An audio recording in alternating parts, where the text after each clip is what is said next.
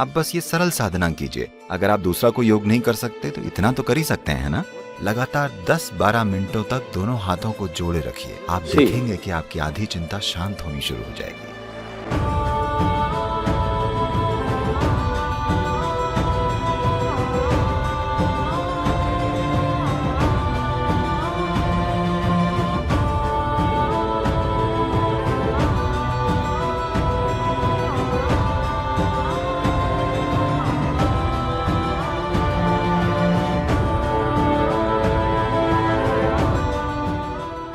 अगर आपका मन आपकी बात मानता, क्या आप चिंता पैदा करते? नहीं। इसलिए जवाबों के लिए कहीं और मत देखिए, कहीं भी दूसरी जगह। बात बस इतनी सी है कि आपका अपना शरीर और मानसिक ढांचा आपकी बात नहीं मान रहे। तो आपने बहुत सी बातें कही, मैंने कोशिश की, और ये पूरी कैलिफोर्निया में जो बड़े बड़े शब्द घूम रहे हैं, खासतौर पर उसे सरेंडर करने के बारे में, इसे जाने देने के बारे में, ऐसी किसी चीज ने एक भी व्यक्ति के लिए काम नहीं किया है कभी भी। क्या इसने किया है? मैं आपसे पूछता हूं। आपको चिंता है, उसे जाने देने की कोशिश कीजिए। क्या ये चली जाती है? यहां तक कि फ्लू भी, कमबख्त फ्लू तक नहीं जाता। हाँ या ना? साधारण सी सर्दी भी नहीं जाती। आप कहते हैं जाओ, क्या ये चली जाती है? इसलिए हमें समर्पण के इन सजावटी चक्करों में नहीं पड़ना चाहिए। ये सब इधर उधर की बातें हैं। कोई नहीं जानता कि समर्पण क्या है, क्योंकि जब ऐसा होगा तो आपको पता ही नहीं चलेगा कि ऐसा हुआ है। आप ऐसा नहीं कर सकते, मैंने समर्पण कर दिया, ये कैसे संभव है? तो उन चीजों को छोड़कर, खास तौर पर जैसा मैंने कहा है, आपने यूजर मैनुअल को नहीं पढ़ा है कि ये कैसे काम करता है। हमें इस पर ध्यान देना होगा। ये सिस्टम इस तरह से बना है कि अगर आप अपना हाथ ऐसे रखें तो ये एक तरीके से काम करेगा, अगर आप ऐसे करें तो ये दूसरी तरीके से काम करेगा। ये एक अद्भुत प्रक्रिया है। अगर ये कोई सरल चीज होती तो हम इसे छेनी हथौड़ी से कूट पीट कर सही आकार में ले आते, ठीक है? ये बहुत सादा परिष्कृत है। ये मशीन असाधारण रूप से जटिल है। ये जिस चीज के लिए बनी है उसे उस तरह इस्तेमाल करने के लिए व्यक्ति को एक निश्चित तरह का ध्यान देने की जरूरत है, वरना ये खुद को अस्त व्यस्त कर लेगी।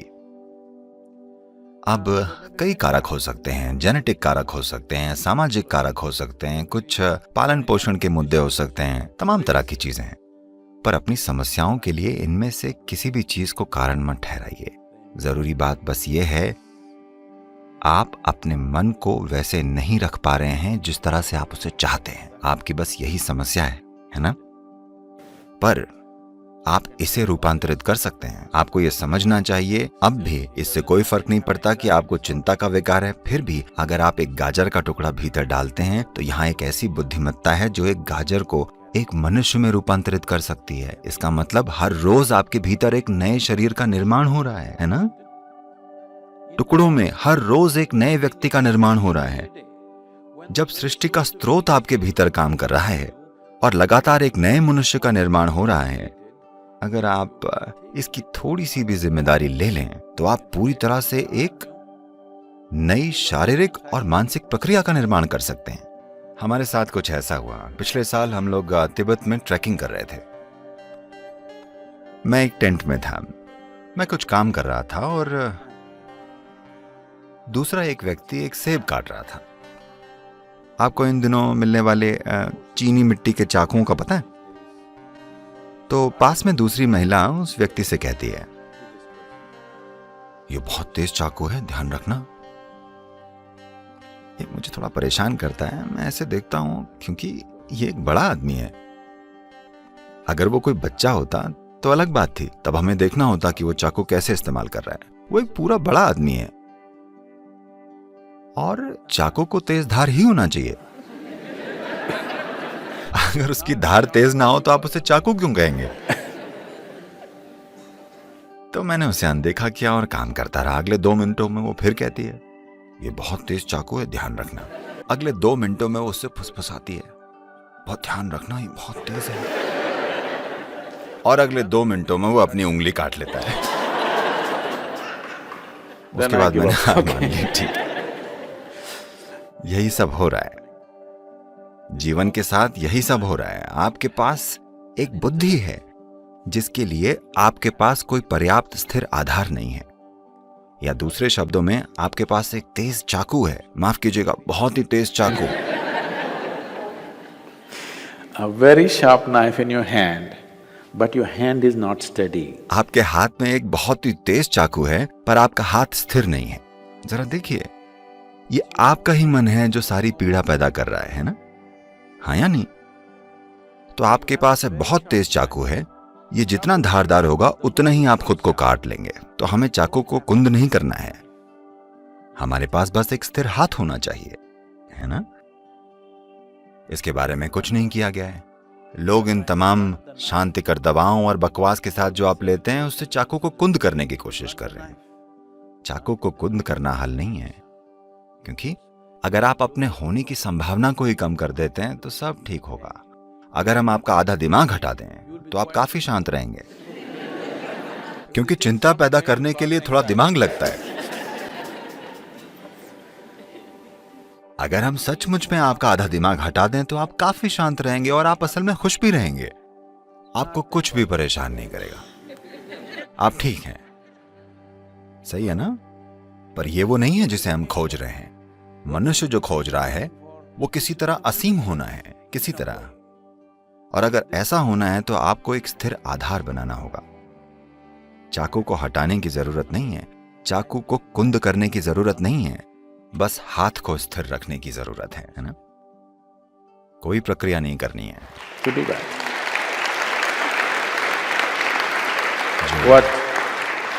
इनर इंजीनियरिंग का, योग का बस यही अर्थ है। जब मैं योग कहता हूं, कैलिफोर्निया में रहने की वजह से उन सभी असंभव मुद्राओं की कल्पना मत कीजिए।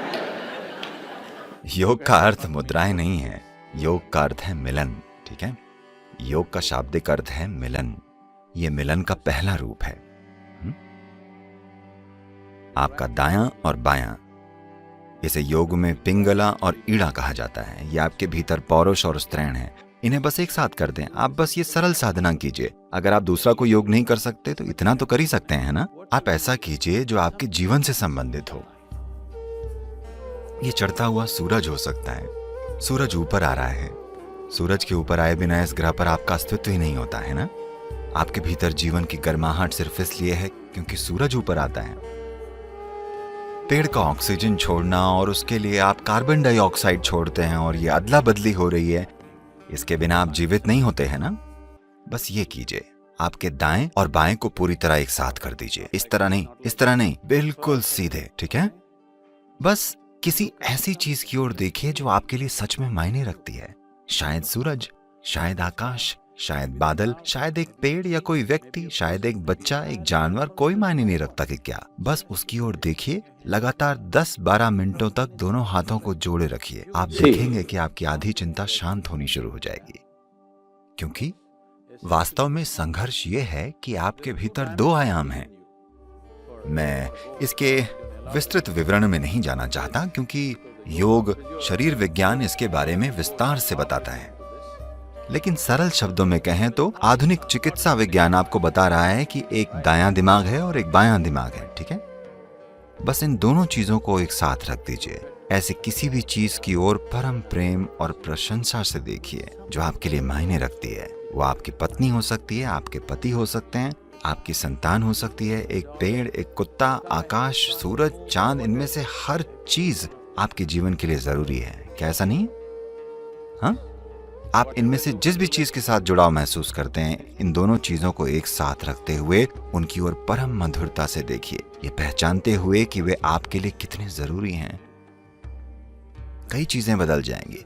ये योग का पहला रूप है। अगर मैं ये करता हूं तो ये मुश्किल हो जाता है। और नमस्कार करने के कई तरीके हैं, इस तरह, इस तरह, इस तरह। ये सबसे सरल चीज है। यहीं से शुरू कीजिए, ठीक है?